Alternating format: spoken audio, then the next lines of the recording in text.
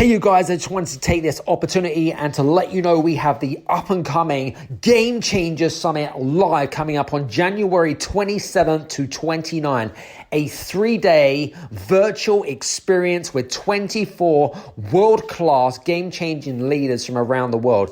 We're going to be talking about entrepreneurship, marketing, branding, personal development, health, self-mastery, business and leadership, just to mention a few. We're going to be featuring Dr. John D. Martini, Marshall Goldsmith, Bob Berg. We're going to be featuring the Instagram influencer, Natasha Grano, and many, many more. Now, you can become a participant in the Game Changer Summit Live for free. All you have to do is go to the following URL, https://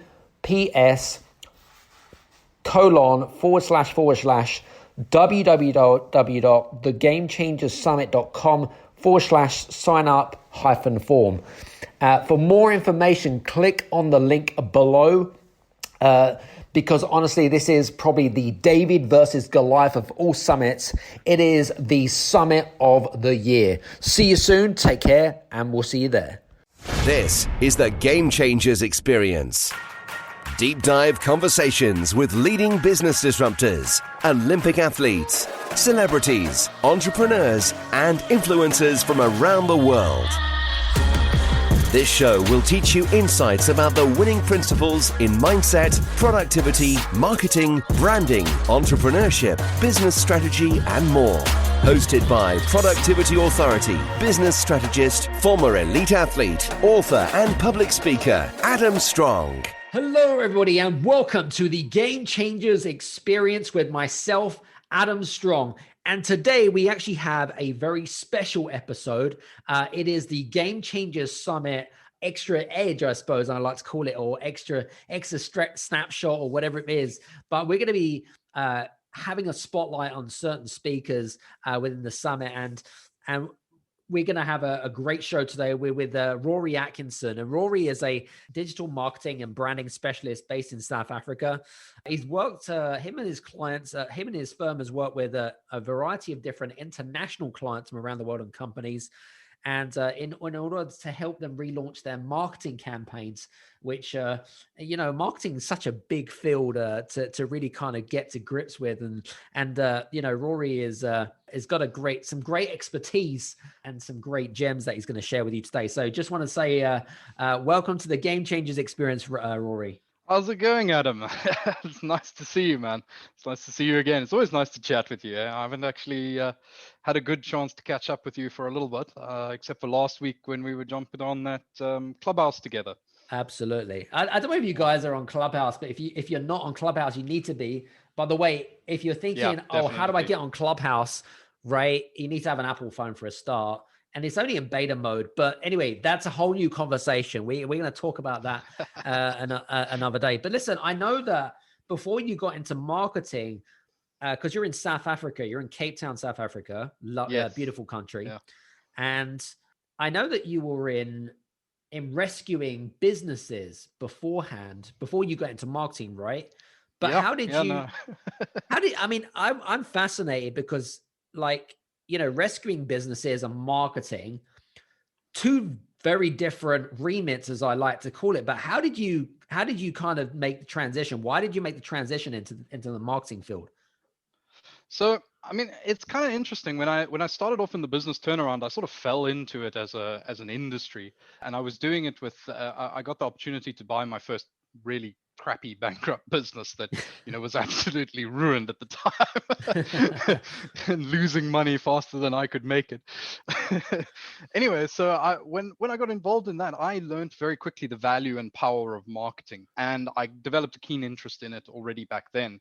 And then when I did my next business, my next one, and my next one, and my next one, I ran into this consistent problem that actually I didn't have time to do all my own marketing anymore.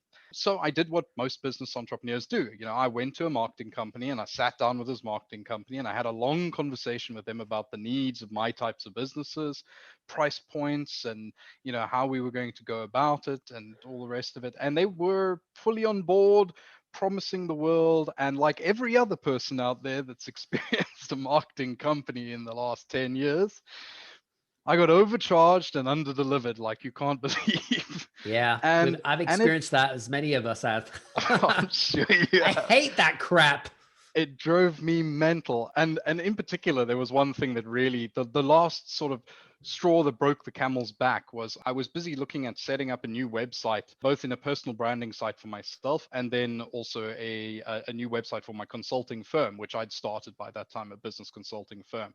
And I basically took it to them, and they told me that I had to pay, at the time it was about 75,000 rand per website. So what's that? At the time it was about 7,500 US dollars per website.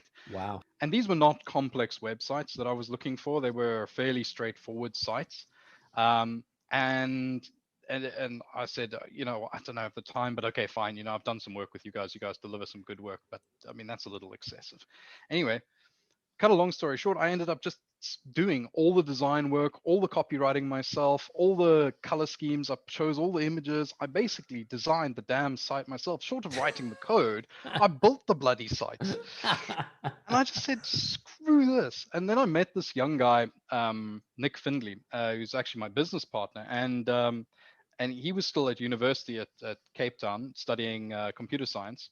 Mhm. And so I said to him, hey, listen, we met this business summit. I said, yes, I've had this horrible experience with a web developer. He says, well, why don't you let me take a crack at it? I build websites.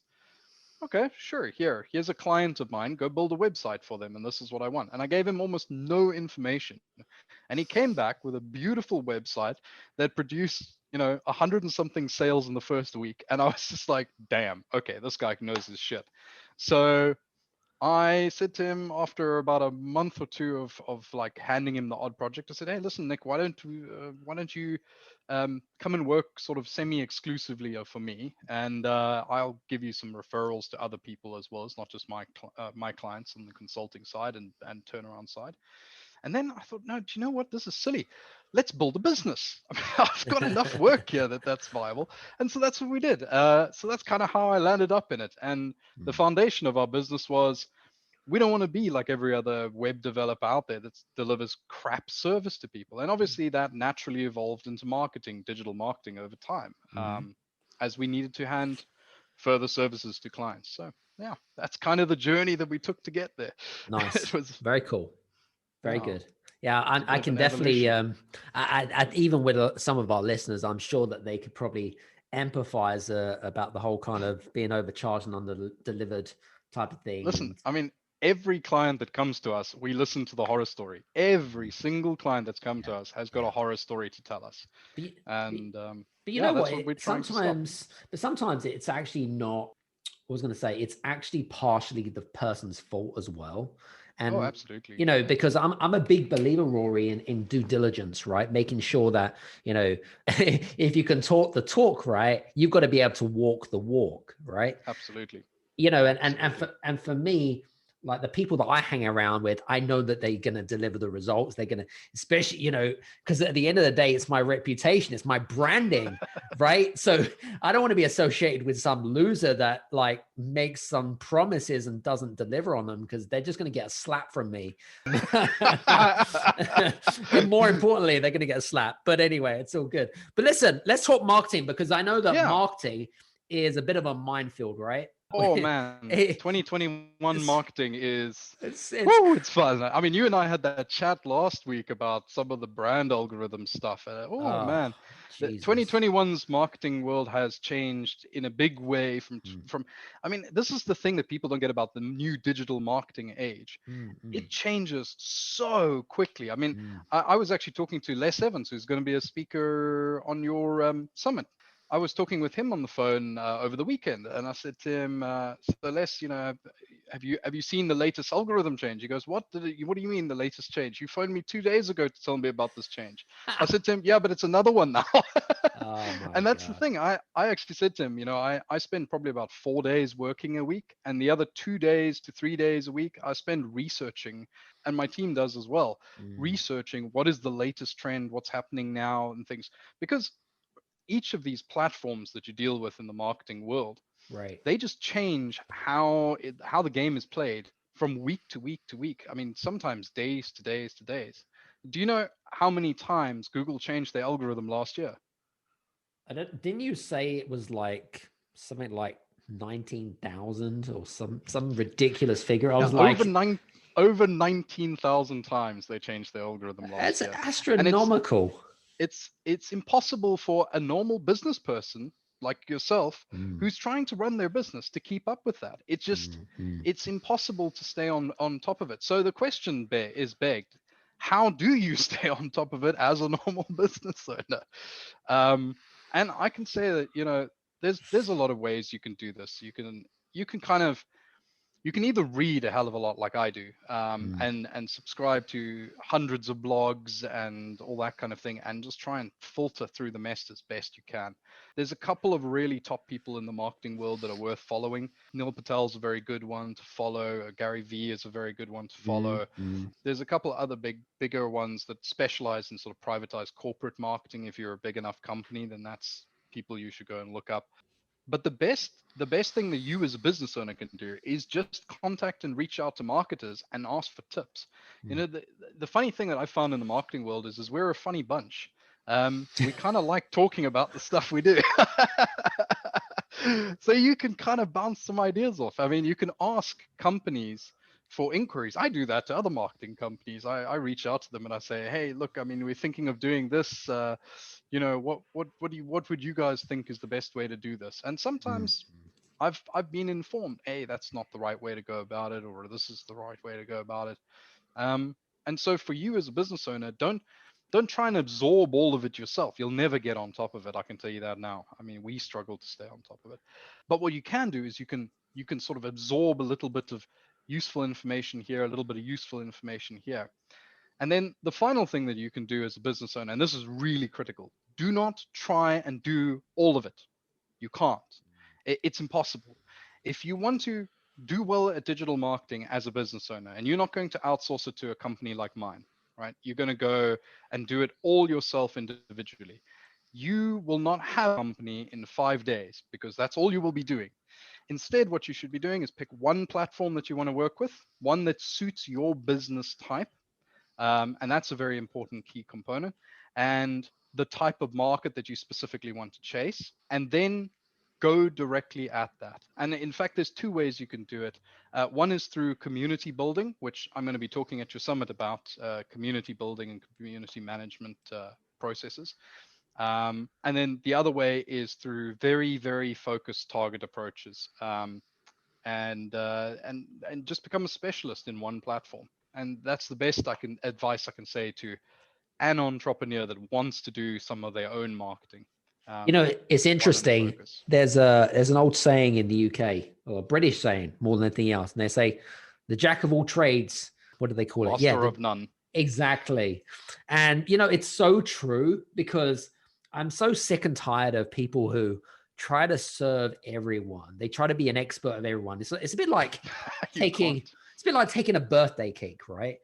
And everyone is going after the whole birthday cake, right? But the realization is, and this is a really good point, guys, if you're listening, okay, is to actually take like a small piece of that birthday cake and become, I suppose, an expert at at that particular niche, or that particular industry, or whatever it is. And I find that just by honing down and by I suppose laser focusing on that particular niche and becoming an expert in that 1% field, you're going to become you're going to become successful in your own right. So I mean, you can do it with everything in the digital advertising space. Okay. The one thing I'm going to also say, which is going to be very controversial, is I'm not a big social media person. Mm, I don't.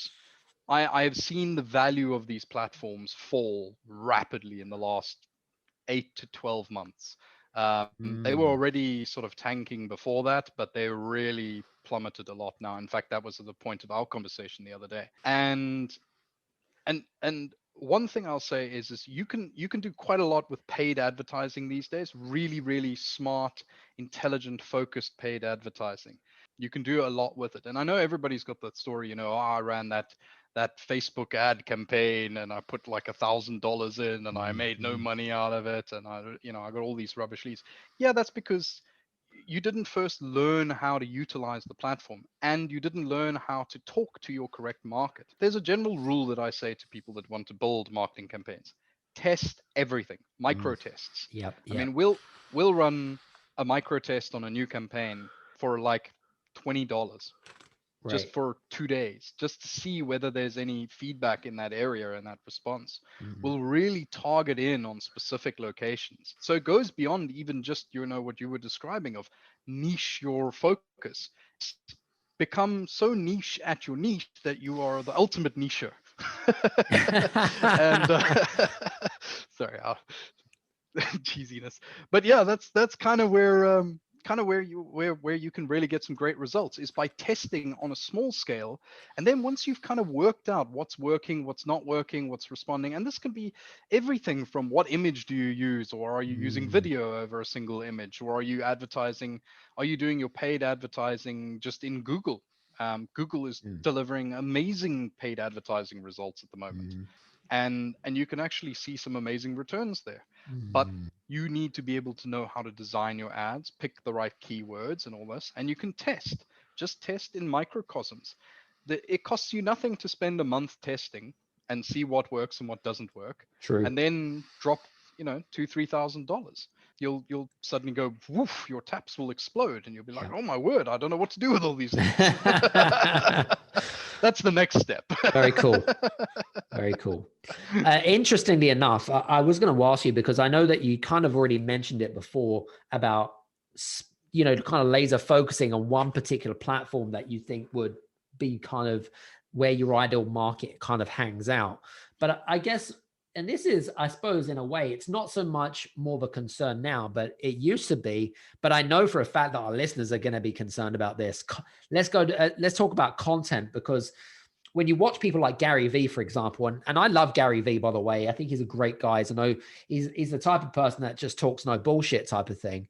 But what I really love, what was really interesting, I was listening to a podcast about content, and Gary says, when you create content, you need to be on every platform, get it out there 3 times a day if you want to get any traction.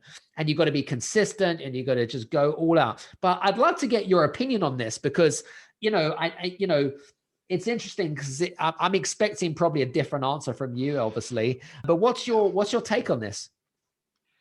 So I mean, Gary Vee is really a beast, but you've also got to remember who his client market is. His Mm, client market is massive corporate mm, companies. So yeah, in his sphere that he is talking, he's 100% right. They do have to be on every platform, every mm. space, all the time, constantly. Although I would disagree with the constantly part, even for big corporate companies. Right. Um, the reason is that in early 2020, right? People all dived onto the internet because of the big CV, right?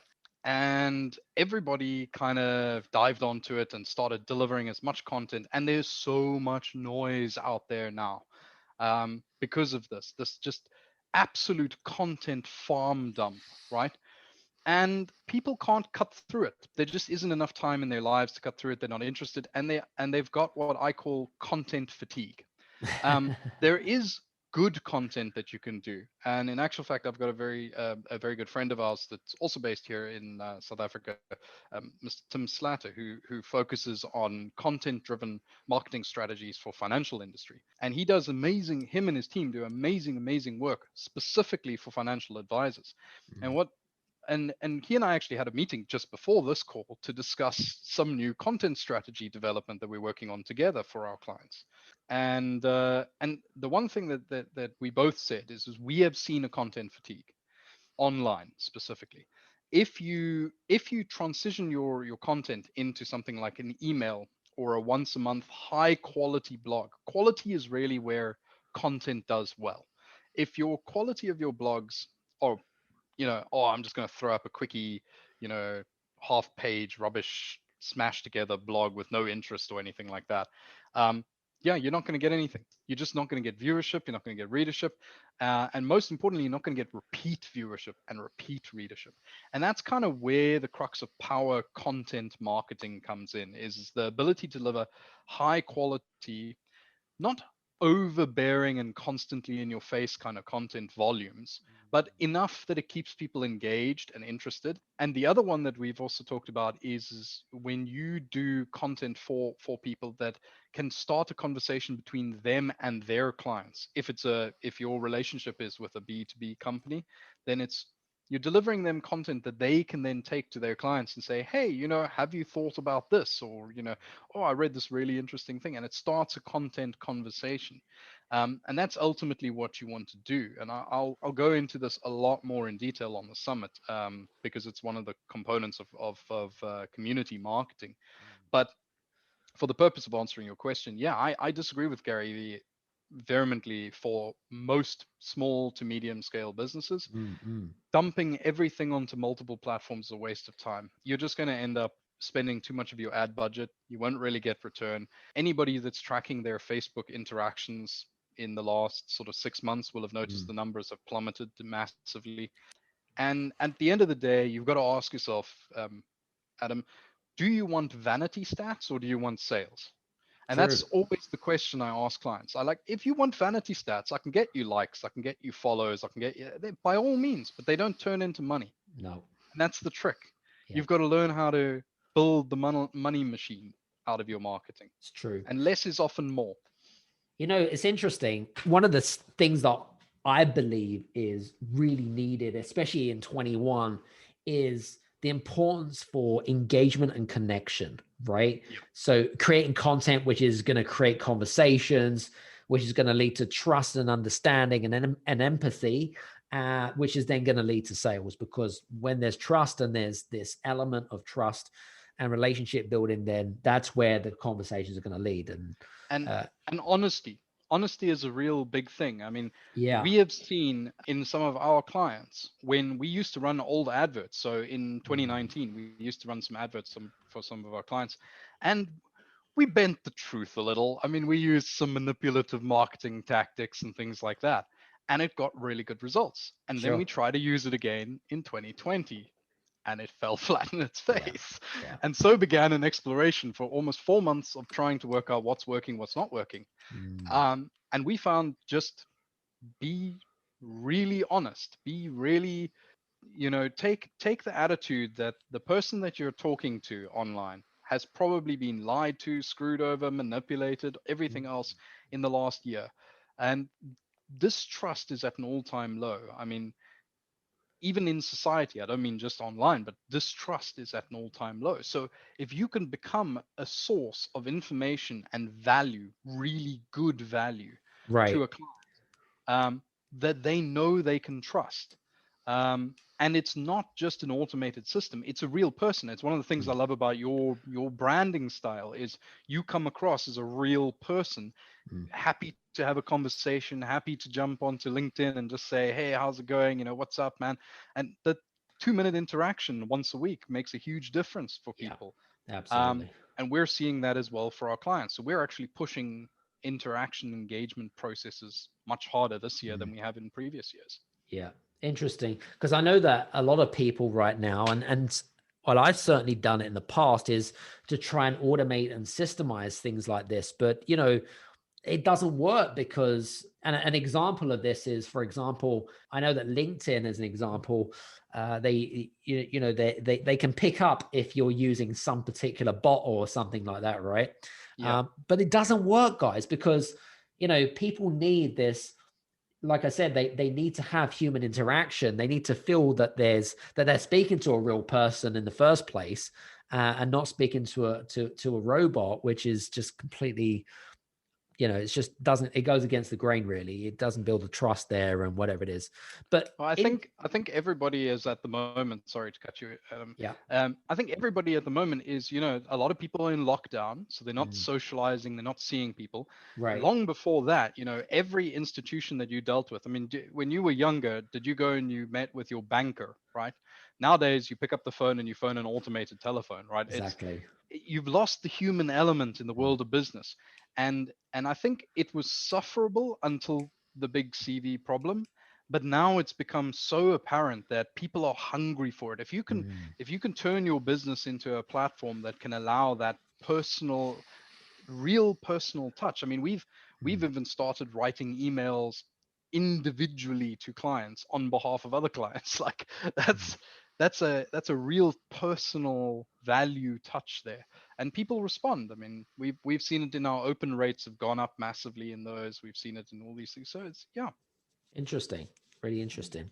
I want to talk a little bit about, well, we kind of touched in a little bit before around the whole kind of how social media platforms, because they've been around for many years, and like Facebook and Instagram and Twitter and whatever it is, they've been around for quite a number of years. And, I feel right now, we had this conversation last week, right, about the whole kind of, why is it that I'm not getting the engagement that I used to? Or why is it that people are not seeing my posts? And I'm thinking to myself, is it because people are asleep? Is it because it was the wrong time of the day? Right. And then we were talking about this last week, and it's like, no, they're manipulating. They've got these weird algorithms now, which is basically they don't like you anymore, type of thing. And I'm like, okay, we need to have a conversation about this, because because I'm sure that our listeners are probably thinking the same thing. They're like, this doesn't happen to me normally, but what's going on around this? But yeah, let's talk about how to get around the whole kind of manipulation. And Oh man, we could you're be here talking for about. quite some time here, I guys, was right? gonna say, man, we could start another 3 podcasts for that conversation. It's like, which platform do you want to talk about? Really, like what you're dealing with here is you're dealing with companies that have basically a tech monopoly over the world at the moment, and in fact, we've just seen it now with the dissolution of Parler, right? Having all of Parler pulled and all the rest of it, Mm, basically overnight, and that's pure collusion between 3 massive companies that have done that. But at the same time that they're doing stuff like that, killing the competitors, they're also manipulating you, the user, and they're trying to basically put you into little bubbles. And their algorithms are working like that. They want to keep you interacting with the same groups of people because they know that those groups of people talk back to you. uh-huh. And so that's kind of how the algorithm is triggering. It's sort of looking at let's actually use Clubhouse as a good example of a format which they're sort of semi-emulating. Does that make sense? Okay, say let's take all of your listeners now, you and me, we all jump onto a Clubhouse, Right. but now you're not allowed to go anywhere. Now you're dealing with Facebook's algorithm. That's how it Mm, works. You mm, can only talk to each other, you can only see each other, you can only interact with each other. And then maybe what they'll do is they'll bring 1 or 2 here or there that might have correlatory interaction potential, and then they'll bring them into the conversation every now and again. And that's why when you look at your Facebook feed, for example, I'm going to just use Facebook because it's probably one that the listeners are most familiar with. But when you look at your Facebook feed, you're probably seeing the same 40 to 60 odd people, true. repeat posts, the same companies, even the same adverts, the same, True. all of this. And basically what they're doing is they're putting you in little bubbles. Now, Mm, the question becomes, can you as an end user get out of it? Not really, to be honest with you. It's very difficult for you as an end user to get out of it. But you as a business, you can actually get out of it. The only problem is it's going to cost you a little bit of money, and that's part of their business model. They have to monetize. They are at a scale now where their VC capital funding has sort of run out. Their volatility in the stock market is, I mm. mean, just last week, $123 billion. That was how much they've lost since banning the president of the United States between Twitter and Crazy. Facebook. Crazy. So their volatility is so massive that they actually need a steady income cash flow source. You and I both know that cash is king, right? Cash flow is king in a business, and they're no different. And so what they're doing is they're trying to create that. They're trying to find ways to monetize. Right. Um, the other thing that they're also trying to do is they're trying to isolate conversation types. So, for example, if you're regularly on there espousing political whatevers, then they're going to isolate you. They're going to Mm, keep you away from other people. Same right. thing with your businesses. If your businesses are up posting, special interest stuff Mm, that may conflict, they're going to isolate you. And that's why I say to people, just whatever you do on Facebook or any platform for that matter is don't get ideological. Stay away from it. Leave that to the politicians. Leave that to the religious figures and whatever else. And I've been guilty of this. I know. I mean, you can go back through my Facebook history and you You can know, see it. it's I used to do it interesting. 3 years ago. We're bringing this conversation up. I always say to my clients, I always say, never bring up politics and religion ever in your posts or whatever it is. Keep your beliefs to yourself, because I can guarantee you it will be your downfall, because everyone else has their own opinions and they're always casting judgments on yourself and whatever it might be. And again, Facebook is no different, right? Yeah. Well, Facebook punishes and penalizes you big time, Yeah. even in your adverts. I mean, I'll give you an example. We ran an advert last year while the elections were going on, and we all know what the what the US election was like, right? Right. So while the elections were going on, we actually ran an advert for a company in the States, and we put this advert up, and within about an hour and a half, it had got flagged and returned back to us and said to us, no, you can't post this ad. So we went through it, and it said we had done political speech. And I was like, really? We've done political speech for a housing company? Like, What? there's no political speech in this thing at all. What are you talking about? So I went through the ad and I reviewed it. I gave it to one of my guys and I was like, what do you think? And he's like, I don't know. I've got no idea what they're coming up with. Let's try again. I mean, we'll take some of the bits out and we'll try again. We tried again. And this is where Facebook really nails you. So then they came back to us and they said, no, this absolutely is political speech. And we're giving your ad account a warning. Now, remember, we run ads for companies all That's over the crazy. world. An ad account warning is the worst thing you can get, because if you get another strike, your ad account gets locked for a couple days. Right. So we were like, oh, damn, well, now we need to really think hard. So we started to look at it from a different perspective. And I actually phoned a couple marketing guys. And you know what it was, Adam? What? We had an American flag in the picture, in the background. And the American flag, marketing for an American company in America, was considered a political symbol. Jesus, come on, man. That's crazy. Yeah. That is crazy. So let's go back to the original question. How do we Yeah. get around this whole kind of manipulation, and what is it that we can do as businesses, as entrepreneurs to get back or maybe reset those algorithms or whatever it is? Is there anything that we can do? So, I mean, the big thing I would say to you is it depends on which platform you're on, first Right. off. Right. Some of the algorithms are far more forgiving than others. Facebook is not forgiving, but there are tricks you can do to get around it.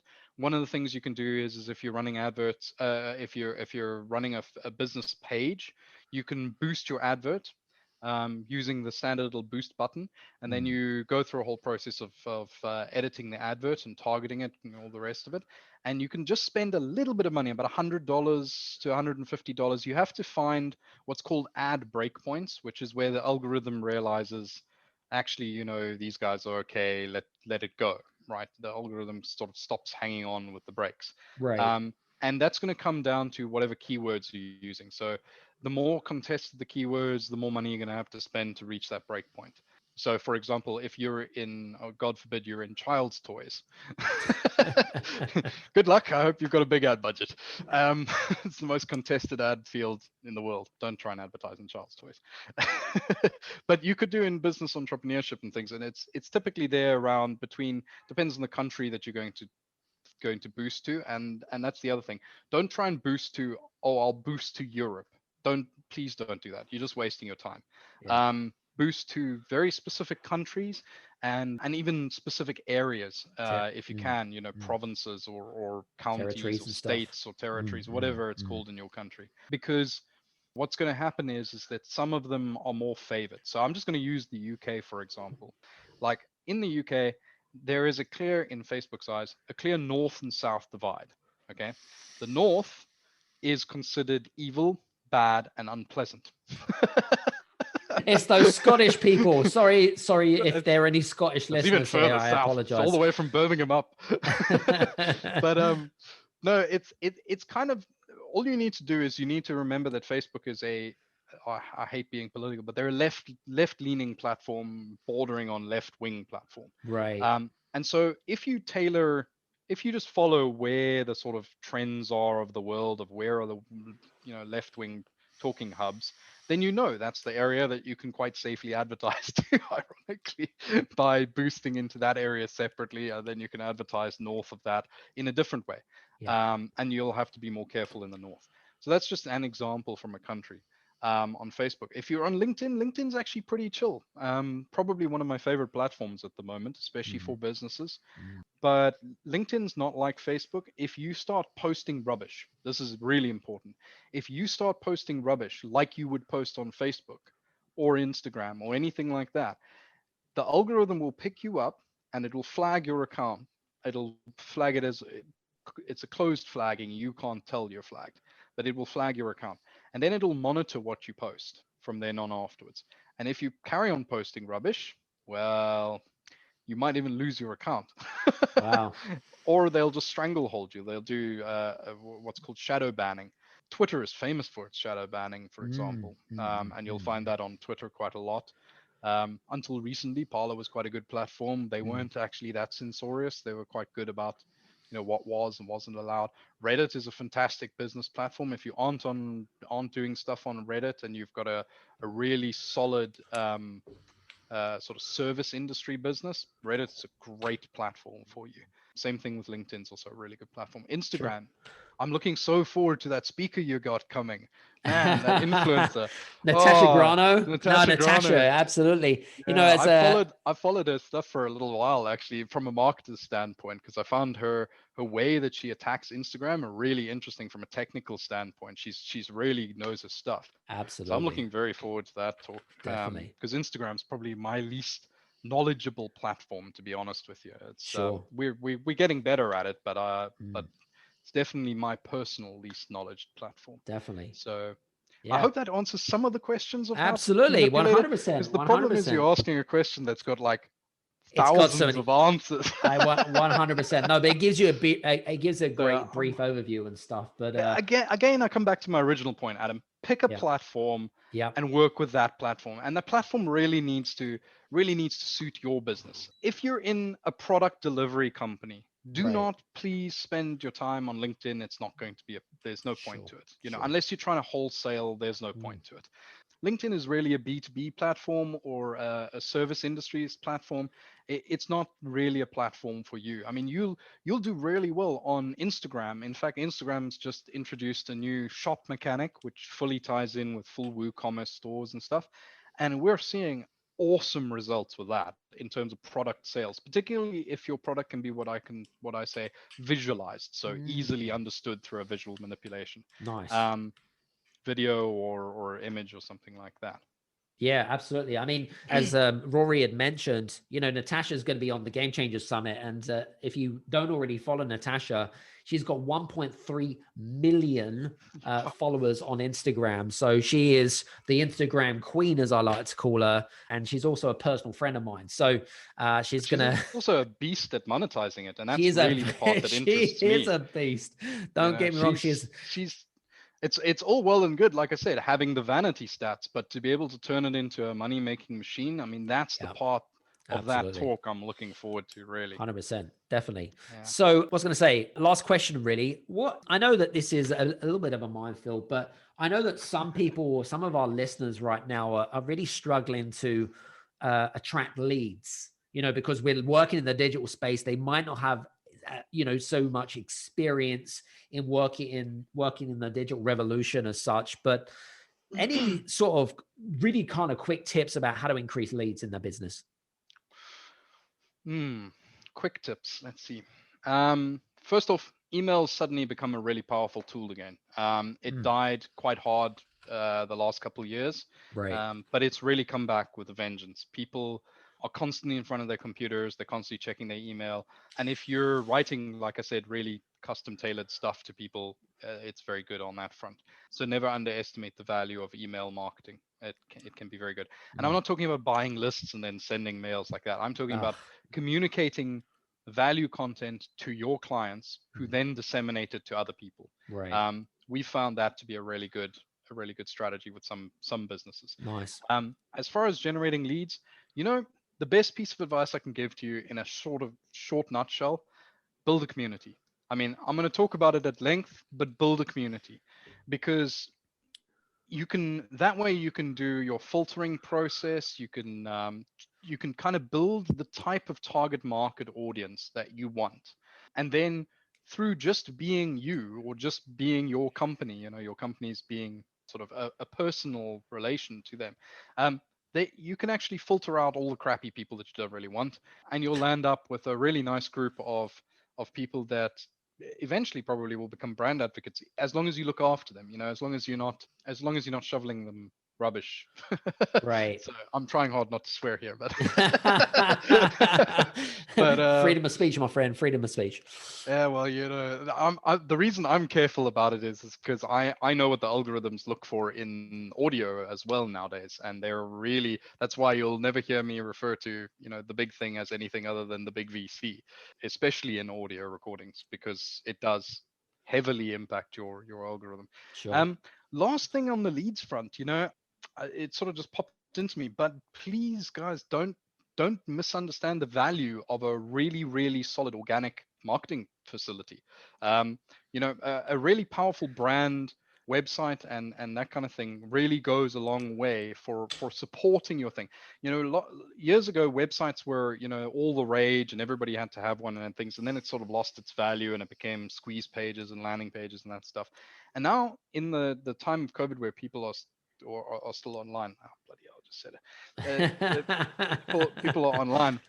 They have really sort of taken to spending time on good quality branded sites, and you use them, instead of using them just as a calling card or a business card, use them as a hub point for all of your different kinds of engagement points. So your email marketing, your stuff like that, drive people through it, include blogs there, make it a trafficable resource, make it something that people want to come visit, drop some videos there. I mean, you can even host your YouTube videos onto your websites nowadays with a simple plugin. It's not very difficult to Right. implement. And if you're doing some kind of online product store thing, that works really well.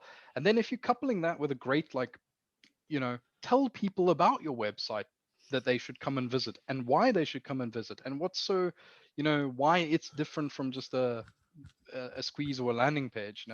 I actually find those have really lost a lot of value in the last sort of 6 to 12 months or so in terms of their performance. I'm not saying that landing pages don't work; they do work.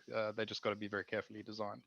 I find it's having a solid organic campaign, which means having a strong brand and a strong brand image that people want to talk to each other about online specifically, makes it really worth doing. And it comes back to what you were saying earlier, Adam.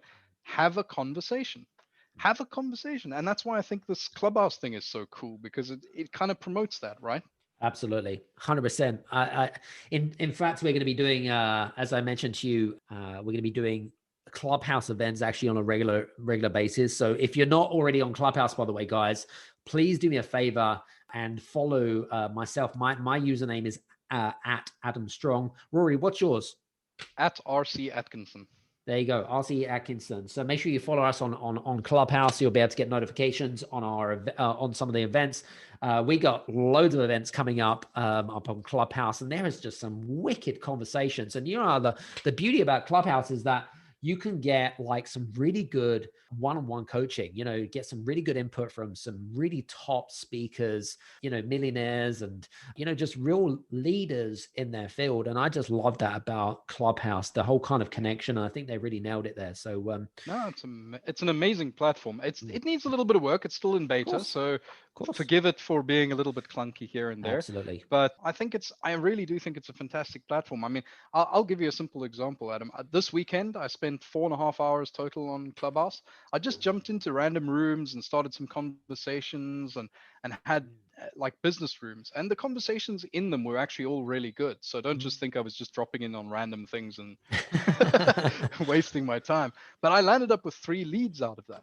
Three separate leads out of it. Sweet. And that's for 4.5 hours worth of just popping in randomly to play around with the application. So absolutely, give it a bash, guys.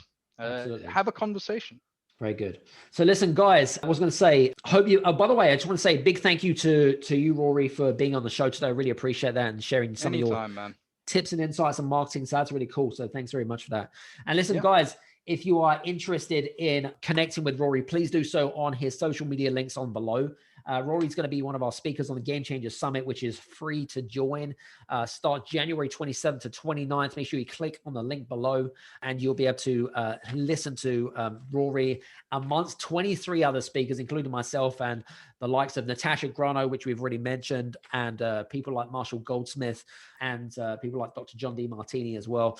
Absolutely huge lineup, massive lineup. It's going to be epic. We're going to have a lot of fun. And the beauty about it is that it's going to be live, which means it's going to be connection.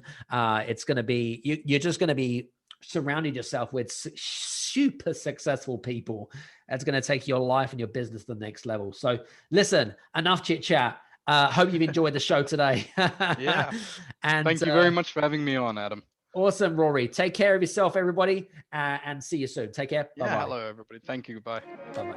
Hey, you guys, I just want to say thank you so much for listening in to this episode of the Game Changers Experience.